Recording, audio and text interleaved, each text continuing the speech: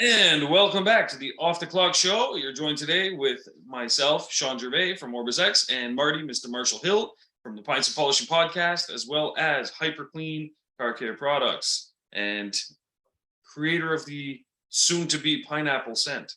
Ooh, we'll just leave it there. How you doing, Marty? Good. You're jumping ahead because we've already had to do this once, but Oh, that's true. This is round two of the podcast. I had some major technical malfunctions with one of my microphones. Got another microphone going now. It's been one of those days, man. But then you broke a camera. Yeah. Yeah, broke the camera lens. Yeah, it's so I not the finest hour for me with technology, but that's okay. But I have had those days you asked. Like I have had those days. Some days I just get good. I just probably should better go home. And there was days I did, right? Like I analyzed my days, and when things would go too bad, I would just go home because I realized it's probably safer at home than it's true. The amount of bullshit that's happening out here in the real world. Like, I'll just go ahead and punt today. Yeah, that's a good pre-tip though. Sometimes you gotta know when to call it. You gotta just know when to say, enough's enough, man. Because everyone gets in this mentality where, I have to work X amount of hours per day or something like that. But me, I'm more task-based. If I'm getting this, and this done, then I can chalk that up as that's a win for the day, and then I'm done. And today, repping my other company, Printing Shark. Nice. Yeah. Nice. I should have grabbed one of ours. So we actually, they just came in today. Our new shirts just came in. Right on. You got some like hoodies or? No, not yet. I mean, we'll do hoodies, but it's still warm here. So, we get a little bit of weather, but it's not bad. You don't have to rub it in. Okay. This morning I had a call. I was talking with a buddy in Guanajuato. He's in Mexico. I'm like, yeah. So what's the weather like, man? Leon? He's very close. He's about maybe 35 minutes away from Leon. Yeah, remember that's Leon is where I used to go. That's right. Yeah. They make a shit ton of shoes there. Just fun fact. Yeah. All the I was a mobile detailer. I didn't care about boots, but not only they make really great shoes there, but their boots are phenomenal. Yeah. And all the doctors and all the different people who were older and had a bunch of, I was a detailer, in my 20s, and I would go on these trips because it was what I wanted to do.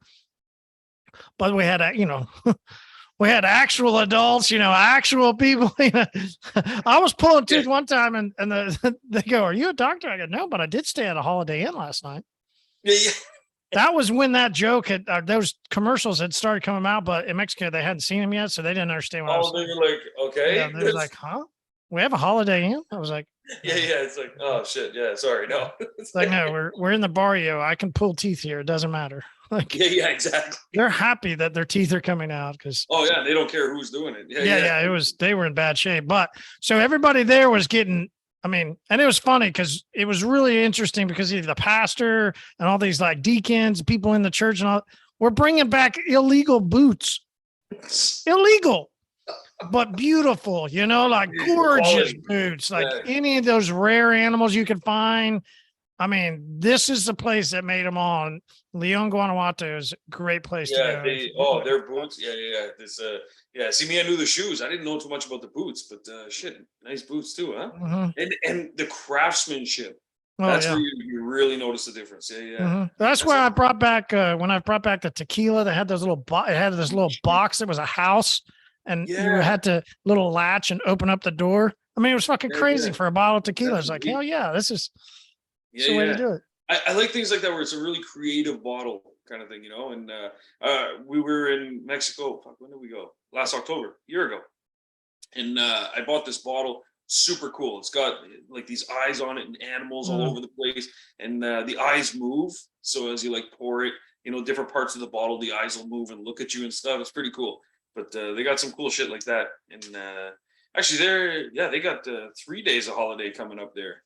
Day of the Dead's coming up, isn't it? Yeah, but then they also now started kind of implementing like Halloween in a way. Just done a little bit different. But they make these little sugar candies that they look like skulls. And I think they call them calaveritas. But anyway, they go around and give those to the kids and stuff. So the kids get 3 days of candy now. Just oh yeah, nicely done. Yeah, I know, right? It's like, way to go, man. What do you think? I think when I die, I want to go die down there because that way I can come back once a year. Yeah. Because if you die in the U.S., it doesn't like, work yeah, that way. that's true. It doesn't work. Yeah. That's true. At least you come back once a year and for a nice party. Yeah. Fuck yeah. Yeah. Move the And family down there. They'll be nice like, weather. why are we going down here? Well, that way I can come back and visit you once a year. Yeah, exactly. Jesus. Well, yeah, solid plan though. Yeah. I always told my wife, when I pass, just cremate me, and then I was like, put me in some sort of ink or something, because then I'll end up everywhere. Just like little bits of me all over the world. Like put me in the ink they print money with. There you go. Then I'll just end up everywhere. Yeah, with my luck, I'll end up in a crack house or something. Yeah, I put a whole new definition to dirty money, huh, Sean? Yeah, exactly. Yeah, exactly. Jesus. Oh man. So you have any more of the pumpkin stuff left? Oh yeah, because we were joking earlier. Everybody got to miss. You're right. They missed the rimmer. A lot of great fun rim job jokes and all that good stuff. But Kevin's a listener and a user of HyperClean. He lives up in Maine, and he knew that Pumpkinhead was my second favorite beer. Actually, he brought me a hat and brought me shirts and stuff to Mobile Tech last year. It was really cool.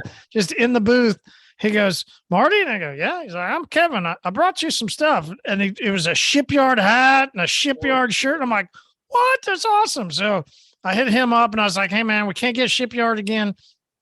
For some reason in Oklahoma, this was my second favorite pumpkin ale, and we can no longer get it shipyard. It's their Pumpkinhead, and don't know why. So I hit him up, threw him some Venmo, and he went over to the brewery there, and bada bing, bada boom. Here we go. I mean, this is really cool. We joked around because we've done Dos Equis, we've done Mexican lagers that, you rim up the glass. Definitely people are used to it on daiquiris and sugar on daiquiris or margaritas and the salt. But I'd never had and sugar and spices on my rim. I mean, you've never had that on your rim? The spices make everything nicer. That's what they say. That's it. Absolutely. And a little sweet. So But yeah, I do like it. It is good. It really adds a unique thing to it. I could definitely see this with some different types of beers, and adding a little bit of cinnamon and spice to, like that would be really good. And if you got like a stout, like a chocolate stout or something like that, then add the pumpkin and spices to the outside, and you get that a little bit. Like I can see this going in a couple different types of beers. 100%. Yeah. Now, given that you can't get these locally right now, are you going to savor them, or are you going to just? Hell no, I'm drinking them. Yeah. Live life to the fullest. I love it. Yeah. Absolutely. Yeah, no reason to save them. Someone will bring me a nice bottle of something, and they'll be like, oh, here, congrats for whatever. And then, my wife will be like, so are you going to like save that and take a shot every year or something? I'm like, fuck no. I don't know if I'm going to be here next year. No, obviously I'll be here, but I mean, why save it? Like, enjoy the moment, So yeah. Fuck yeah. No, that rim job you took earlier, that looked good, man. That's. I'll have to save all those. I don't think you should tell people that you watched me getting a rim job. Well, that's why. Or did I give one? Did I get it or give it? I'm not sure. Maybe I did both. When you get in, give it the same time. Physically possible. Asexually rim jobbed. Yeah. It went from pre-tip to the double rim. Jesus, community. But so just before we cut out last time, you were about to tell me about this funny post. And, yeah. So, and it was about pineapple, and we were talking about, all right, love pineapple, always love pineapple. We were talking about, does anybody know the way that when you're at the grocery store, how to know when the pineapple's right to purchase? I'm like you, I always thought, press on the bottom, it's what you do with watermelons and different melons, right? But no, you actually, the very middle part of where the head is, and the little spiky things, you just see if the very center ones will pull out real easy. They pull out real easy, and it's ready. It's ripe and ready to take it home. Man, if it doesn't pull out. That blew my mind. Yeah, if you don't pull out, if it doesn't pull out, it's a problem. It's a problem. No problem. Yeah, I had no idea, Yeah, I used to do that. I used to just touch the sides or, Oh, stuff like that. Hey, I've seen some people do some funny shit in the grocery stores. They'll like shake them. And I'm like, what are you hoping to hear? Fucking pineapple. liquid Yeah, I pineapple. guess. Yeah. And then they're like, ooh, that one's no good. I Pineapple don't know. juice. They were looking. How much pineapple juice is in this? Pineapple juice. It's not a coconut. You know what I mean? But yeah, it's funny. Sometimes, the stuff I see in grocery stores, I swear to God, it's. But so it ties in because then we were talking about also. So we got a new product that's going to be releasing later, and pineapple scent just got arrived today. The scent's Yeah. unbelievable. Love it. I love the way it is, and I saw it made me think of this post that I saw where a guy ran the Berlin Marathon Okay. with a pineapple on his head Yeah. the entire On time. his head? Yeah. On his head. I mean, who the hell does that? Ran. Like with it on his. Yeah. Who the hell does that? So, but yeah, it was this picture, and I'll pull it up for you. I know nobody else will be able to see it, but is there like a story behind that? Why would he? No, it just said this man ran the entire Berlin Marathon with a pineapple on his head. Holy shit! I wonder if he must have had to practice for that. Obviously. Oh hell yeah! Yeah. But imagine you got to keep your. I mean, imagine how much work that takes to keep your head that still while you're running a marathon. That's true. That's not walking around the fucking grocery store once you picked up the pineapple. And even that for most people would be 26 miles while you're running. That's crazy. Holy shit! And did it fall at least once? No. I mean, it doesn't say that. I don't know. I didn't dive into it. After that was the only picture of the pineapple on his head. It was too ironic that pineapples and everything, and then I saw this and I was like, oh, that's too ironic. Like, so I didn't even look it up or see what it was about. I just saw the post, screenshot it, and I was like, that's gotta be the like that's you. When do you ever see a guy running around a marathon with a pineapple on his head? Like, never. That's fucking crazy. So what you do is you message him and you say, hey, listen, if you can do it again with a bottle of hyper clean pineapple scent on your head, could be a good promotion for you. Jeez, that's wild though. Why the hell? Yeah. I wonder what inspires some people to do stuff like that, Like I get the running the marathon part, but with a pineapple on your head, practicing ability and agility. Maybe it was to psych out the other people in the marathon. I don't know. I used to do those like 3-mile ones. Okay. Little ones and little fun runs. And the ones that were the best is I did the beer. They were called, there was one outfit that was called the beer mile. You literally ran around every quarter mile and you chugged the beer. Right. Oh my God. Yeah. And then the 3-mile ones were, every quarter mile, every 3/4 mile, almost to a mile. I think we had 4 or 5 stops. So now you just run a little bit, drink a beer, run a little bit more, drink a beer. Then you get to the end and it's just a big party with a lot more beer. I mean, nice. Yeah. Best way to exercise, Yeah. Oh, exactly. You're mixing best of both worlds. But that's why they have to make it 3 miles. If that was like a 10-mile or something, you're done. Like it's, Jesus, that's crazy. Oof. What was your post? What'd you see? Yeah. So I saw some funny ones, but the one I sent you earlier today had me laughing. Because Halloween right around the corner and stuff. And so a lot of things that you see are, oh, nice. I'm watching you get another rim job here. So Halloween around the corner and a lot of stuff you see is the typical, Halloween sales or specials, things like that. So while that was flooding my timeline, it was nice to see a break in that. And someone was in a hardware store or somewhere where they're selling Halloween decorations, things like that. Anyway, it was one of the guys in the group actually who posted it, but it was a box where they were selling Chucky. You remember the movies? Yeah, they were selling like a kind of a figurine, but like a life size, well, for his life, anyways, life size Chucky, but the box was empty. And the caption just said, "Uh-oh, that's not good," because it was one of those things where he would have been like taped inside it, kind of thing, and then you buy it, take it home, whatever. But the box, he's already out. He's already out. Yeah. So. Were you ever into those Chucky movies? Nah, not so much. Yeah, those kind of things. I have a hard time with certain types of scary movies, and the reason being is that the whole time I just feel like I would have done things a lot differently than the person in the movie. So it's not scary to me. I'm just like, oh yeah, like. Or it's too far fetched, like a doll running around with a knife stabbing people. Like, Oh, that happens. No, I'm just kidding. No, but I exactly, I hear you, and that's what. But sometimes I like it if it's too far fetched. And by that I mean, like, I don't know if you remember Blade. oh hell yeah, I Not love that Blade. Blade was, Yeah, that was more like an yeah, action. Wesley Snipes. But yeah, I was into vampire movies though too. I yeah, really me was. too. I loved Vampire, vampire zombie, movies. Yeah. I know all that stuff. Yeah. But and then strange ones that I also like. Saw, loved No, Saw. okay. I know Yeah. it's not a Halloween, but it's gore and it's scary. Like, but I really enjoyed the games. I enjoyed the, I didn't ever watch. Speaking of games and people getting killed, did you watch what was that Netflix one with the Asian people that was so popular? Oh, the where they like have to kill each other or something like that. Something I don't know. I never got saw it. into it. No, Yeah, I never got into it, but I enjoyed Saw. I really thought those were interesting. Yeah, and the thing is with those ones too, they had a really good storyline and stuff like that, But yeah, and that movie, the first one, anyways, was made with such a low budget. But the thing I liked about it was what a unique concept, like that was, yeah, it's funny. It reminded me, Saw now reminds me of Final Destination. I don't know if you remember those ones. Mm-hmm.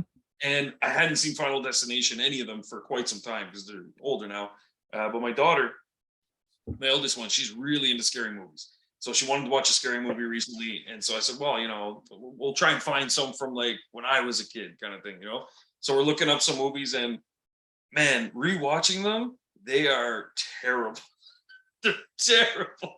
At the time, like I was a teenager, I think, when the first one came out. And I was like, it was the new thing. It was like, oh shit, that's crazy, But at that time, you didn't really see people get murdered like that one after the other on TV. I saw was I was scrolling on, is it Netflix or Amazon? I don't remember. And I saw I Know What You Did Last Summer trailer, and I was like, oh yeah, wow, I remember that. That was awesome. Those were fun. Love those. It's true, yeah. And then they had like 2 or 3 afterwards. Yeah. Scream. Did you get into Scream?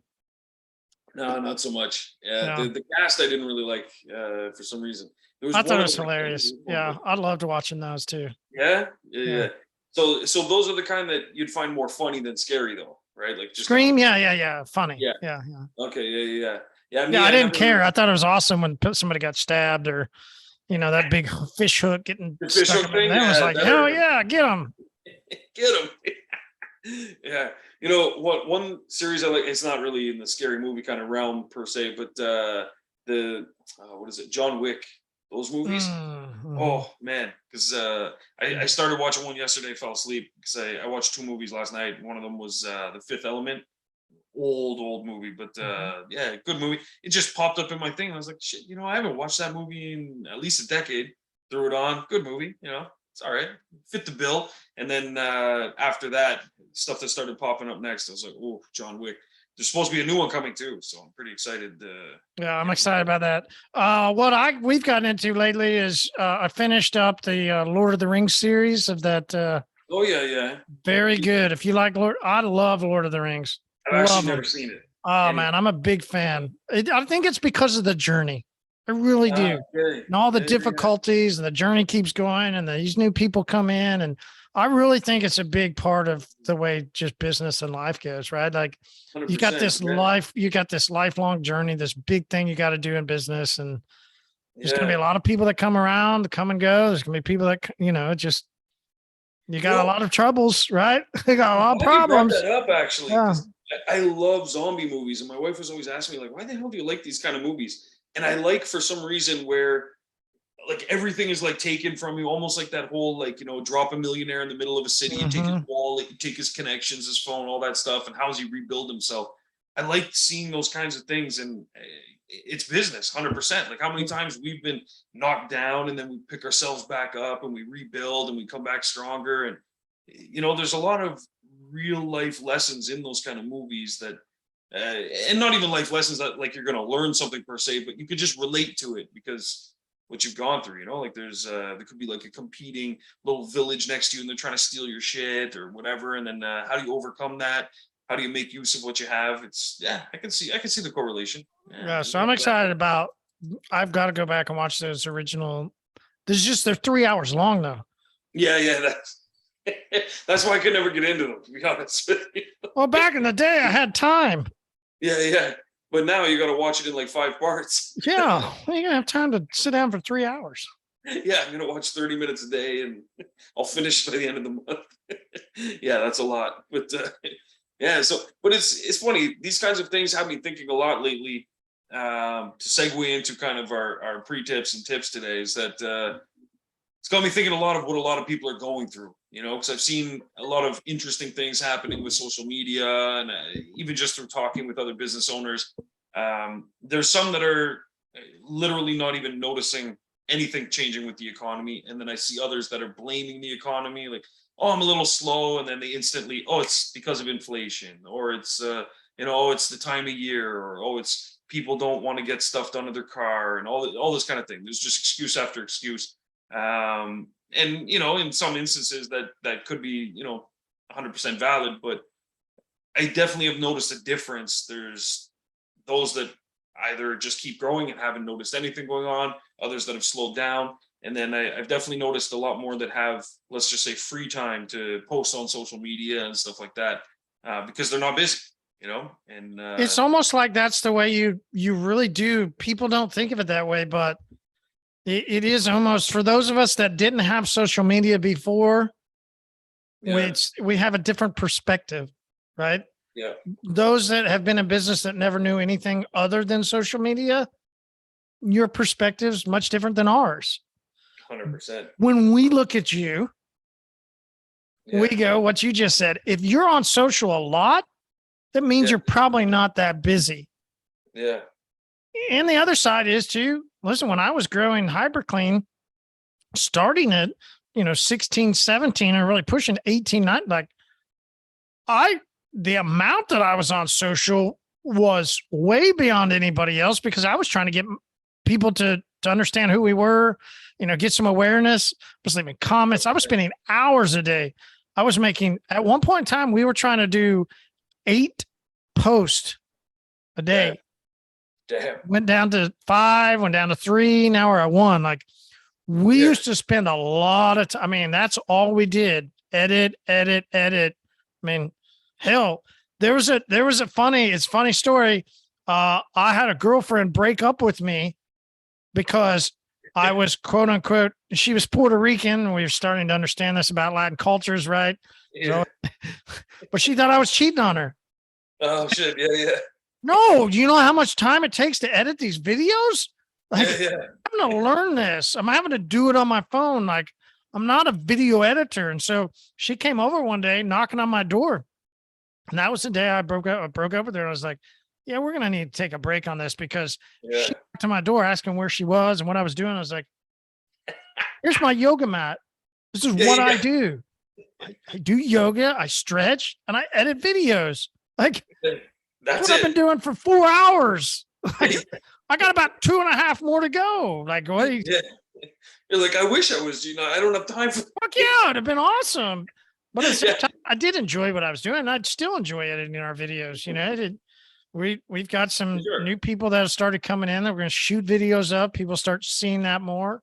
I enjoy I've got, I've been watching YouTube stuff myself, trying to learn more about the way people are doing YouTube videos and how to do and what I need to buy. And man, I love it. I love B-roll. I love learning how to do all that stuff.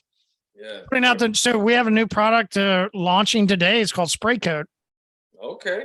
All the videos and all that stuff, and trying to lay out it all. I dig it. I mean, I was editing a video today of Rachel, is a girl that came in, and we're going to put that out.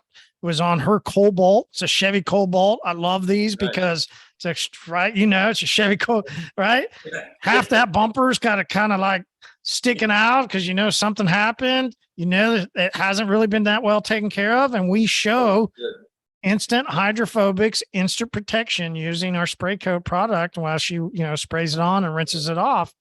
And I mean, I've got multiple cameras set it up with phones on tripods. I've got one where I bought this new little thing that, it can swing back and forth when I'm on a tripod. Yeah. And then I've got a gimbal on another phone that's connected to a real, one of those poles. so that I can do different shots with a pole and a gimbal. And I mean, that's wicked. I'm into it. I'm into it, but it takes time. It takes a lot of time. Does, and that chick broke up with me, or I broke up with her that night because she thought I was cheating on her. I was like, technically, I guess I am. I mean, I'm editing videos, spending more time on my business than you, but but I mean, do you think that's why people are slow? They actually just don't spend enough time doing all the stuff that goes into it, because I mean, it was so easy for so many years. So easy to open up a detailing business, especially if people did it in 2020. There's a massive, right? At 2020, there was people that did go out, but then there was this influx, probably 20 to 30% more into the industry of people that lost their jobs, or, something happened and they just started cleaning cars, and people needed cars cleaned. Their business went really well. And 2021 was the same way. But we're hearing not only what you heard, but we're hearing from other brands. Like, there's brands that are selling us, they're 30 to 40% down through the summer. And we're like, huh? You're down? Big brands. Like, it's How are you down? We were up. Like, I did, and just trying to figure out, because we know the people. So it wasn't, we're just talking, right? Like, of course. But still, they were down. What the hell? Yeah. Why do you think that is? I think it's a mix of a few things. And I think that there's people that don't do any of it at all. Even my own shop, we're guilty of that. We do very little social media stuff because we do things in a more strategic way. It's just what we found is more effective for us. I think each market is different. And I think part of the problem is people look for kind of a one size fits all marketing approach.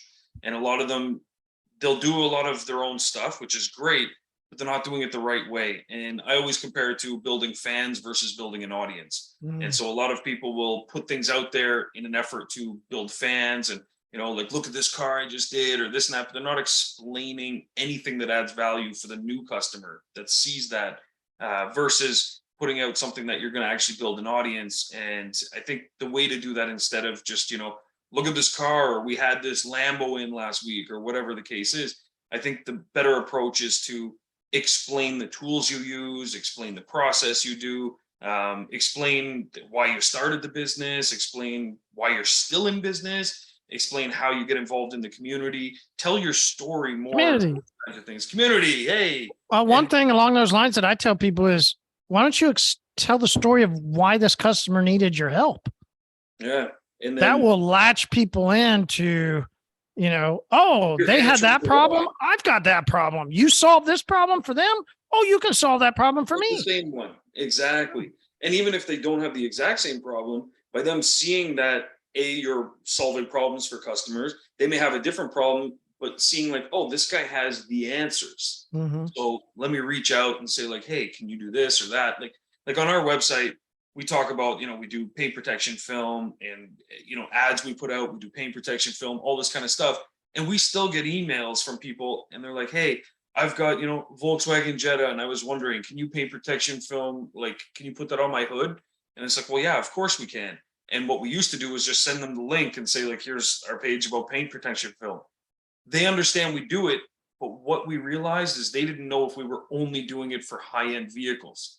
They thought that because on our page, we had, examples of cars we had done and they were all high-end because we wanted to showcase, the best of the best. But that's if we want to try and impress another shop. If we're trying to attract customers, we've got to just put a mix of different cars. And that's what we realized. And so all of our stuff that we send over to people now, if someone says like, hey, I'm looking for paint protection film, they let us know the vehicle they have. And the first thing we say is, absolutely, we just did 3 of those. That's the first thing we say. And so it's things like that we put out into our marketing. And it's those little tweaks that keep us super slammed. The reason we don't do the social media stuff is just literally we're too busy and we can't find a bigger shop right now. We've been looking for about 2 or 3 months. If we find something, we're moving, and then we're gonna, double our volume right now. But we literally can't take on more than what we have right now in our 4,000 square feet. But for those guys that are not busy, they should be busy, in my opinion, because we're in Canada. It's already cold here right now. There's no reason why our shop should be as slammed as it is all year round. And so if we were fortunate to be somewhere else, we could operate a little more easily all throughout the year. Definitely the money is out there. The business is out there. Absolutely. You may just have to switch gears. Your entire business can't be seasonal. Parts of it might be. So maybe, think of yourself as if, like home painters, how they operate here. They do exterior painting during the summer months usually, and then they book their kitchen renos and stuff like that for the colder months because they can work indoors. So do something similar if you're in that situation, or take a look at your business and just see, I'm going too far here. I'm giving, you're like, yeah, you're giving more than the tip here. So basically, I think it's a mix of what people are doing and not doing right. I think those that are posting too much on social media, they might be posting content that really just doesn't add any value. So you're spending a lot of time, but you're kind of just the mouse on the wheel running in place. And then there's those that aren't doing it at all that maybe could benefit from doing one post a day or even twice a week, something like that. And that's what we found, the more we cut back and did less, our quality got better. Yeah. And then it's like target practice. Now you're hitting the target every time, but you're shooting less arrows, and so that's same kind of thing versus just a shotgun approach, I'm just going to blast it out there. And I think a lot of it, to be honest, is people follow some popular marketers online, like Gary Vee, for example, has a lot of great advice, but a lot of times people kind of don't think about the advice that he's giving. He'll say things like, all you got to do is put out content, just put out as much content as you can. But what they're not understanding is that he's not saying put out as much shitty content as you can. And people just think, oh, he said just put out content. Well, they don't listen to what else he says, is how people ask, how do you know if it's good? Like, listen, the market's going to tell you. Oh, yeah. Yeah. If you got people watching, it's good. If you don't have people watching, it's not good. Exactly. So, and if you have people engaging, even better, right? So if you're putting out, I see it all the time. Someone will put out a question to something, and then it'll get like 2 likes, no comments. And I'm like, you just asked a question. Nobody answered. That's why I never used to ask questions. Yeah, exactly. Like, I was like, I don't want nobody to not answer my question. Like, I just know. I was like, I'm going to save my face on this one. I just will very few times ask a question. Absolutely. And if you have done that and it's on your business page, on your feed, keep in mind that customers, if they land on your page or feed, they're going to go back a couple days or weeks and check stuff. If that question's still there unanswered, just delete it. You're better off to just remove it from existence because it looks terrible. It looks like, oh, geez, no one's even engaging in this customer or in this business. So why should I, because people are very much herd mentality. They're going to follow where, if they don't know you, you've got to build trust with them somehow. And if they're like, geez, this guy's social page has cobwebs on it, why am I going to, so I think quality definitely would be the one. And then quantity would be the second. You're trying to warm up to that tip, aren't you?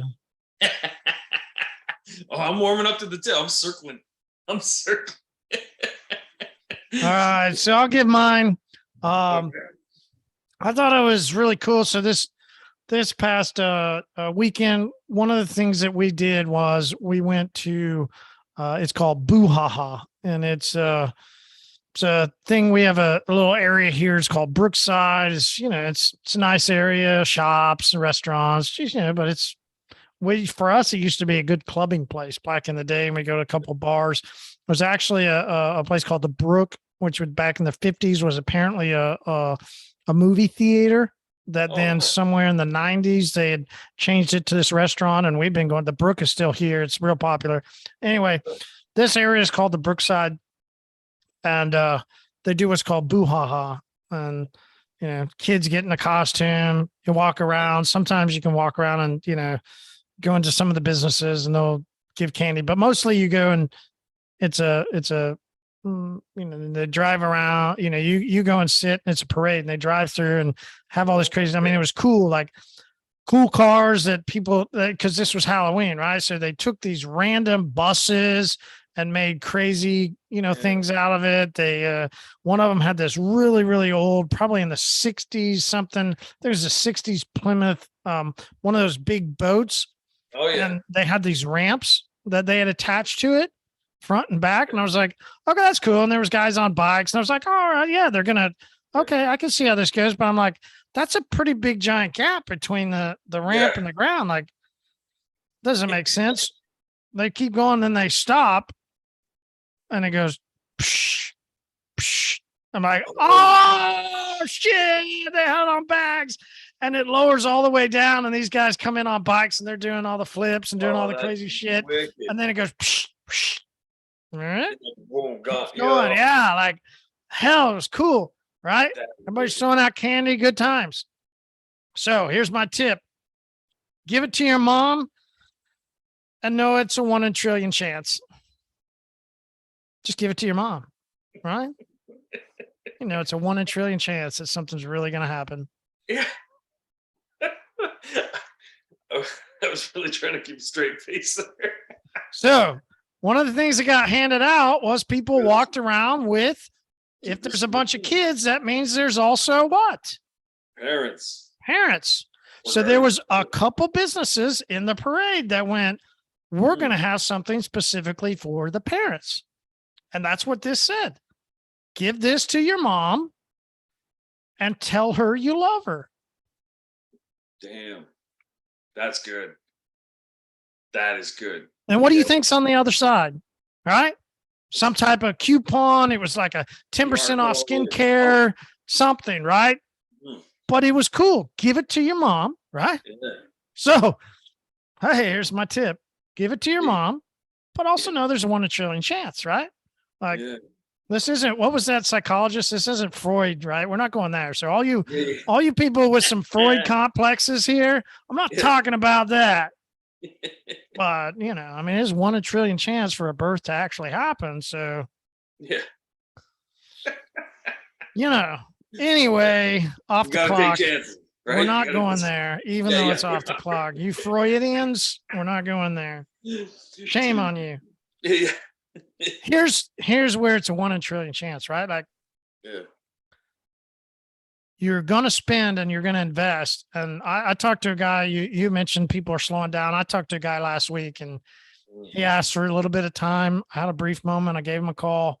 Man, what's going on? He goes, man, I've slowed down. I don't even know if I'm going to make it in the winter. I think I probably should get a side, a job and then just kind of do this. He had just started this summer. And he's here in the Midwest, it's going to start. It already has slowed down. Weather does affect business here massively. What'd you do, man? How are you marketing? What are you doing? Well, I handed out some cards. Actually, I handed out quite a few, probably about 700 cards. Wow, that's awesome. What else did you do? Well, I made some posts. Yeah. Okay. What else did you do?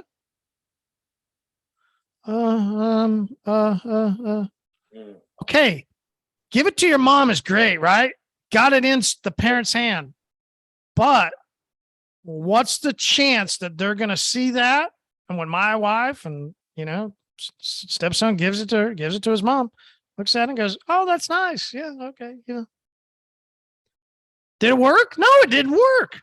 There's going to be a lot of right? people You got to hand it. Throw it. You got to find things like this to do, right? You and I both saw it and go, oh, yeah, great job, right? But it's still a 1 in a trillion chance, right? You can give it to your mom every night and it's still a 1 in a trillion chance. Yep. So it's going to take more. And that's what I eventually talked to this guy about. I was like, hey, listen, man, cards are great. Yeah. We're designing a business card for my wife's business, right? But I haven't carried a card in probably 5 or 6 years, if not even before that. I stopped carrying cards a long time ago. You can hand people stuff all you want. What's the chances that just giving somebody something is going to get them to do business? Got to break the mold of, hey, we did a great job. We gave out stuff. Yeah. Now my business is going to grow. The hands up. Yeah. I mean, it's just, that's really what it's what so many people think. It's true. But it's not, you got to want to try, you got some chances here, but it's just not much. So it's a great idea. I love what it was. It was great. And maybe they did. Hopefully they did get quite a bit, but I'm sure, right? We're always going to say there is a ROI percentage. 100%. You mentioned some different stats than I've heard. Apparently Canadian stats are much different with papers and all that stuff, right? The stats I've heard are dramatically much less here in the States. It's lower than 3%. Yeah. So Most advertising just understand, it's, you can hand it out, but if that's all you're doing and all you're doing is making some posts and do it, okay, but it's going to take a lot more than that. It's going to take a lot more than that. You got some chances with that, but you really got to find some 100%. Other things also.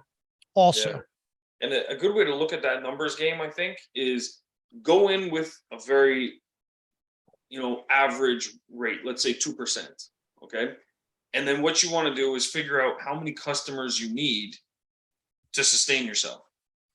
Then you can literally do this math and you can say, okay, so I need, 100 customers to sustain myself, and I need that every month consistently. Then you can say, okay, how many people do I need to reach to get my 2%? And then now you have to find a way to reach all those people. But then you have to also understand that you're not always going to get that 2%. Sometimes you're going to get 0. So now you have to go above and beyond. So you can do the math and figure out that if I get 2% from here, 2% from here, so I do Google ads, I do Facebook posts, I'm in groups, I'm handing cards out, I do the, give this to your mom thing. You do all those things, it's going to be a certain percentage from each of them. And that's going to basically fill your funnel. And we've talked a lot about funnels, but to get the people in the funnel, you're going to get 2% in the funnel. And then you're going to get a percentage of that 2% that actually become your customers. And so as they go through that funnel, those numbers get whittled down pretty fast. And it's the reason why Coca-Cola still advertises everywhere. Everybody knows the name, everybody sees it in the store, but they still have to advertise everywhere because they still need to get a percentage from here, a percentage from here, a percentage from here. And that's how they keep the ship running. And so that's, you can do that math. You can figure out approximately how many different places you need to be at and how much effort you need to be. But you definitely have to do a lot more than that. Like the amount of marketing you do, Marty, 100%. Like you're everywhere. You're even on this podcast for a reason. You're giving your time and your energy, and there's a lot of planning that goes in this. And, that's putting yourself out there, and myself as well. I'm here, putting myself out there as well for the same kind of reasons, because I have to be everywhere. I have to do this and do that. And you got to do it. So you got to put the work in.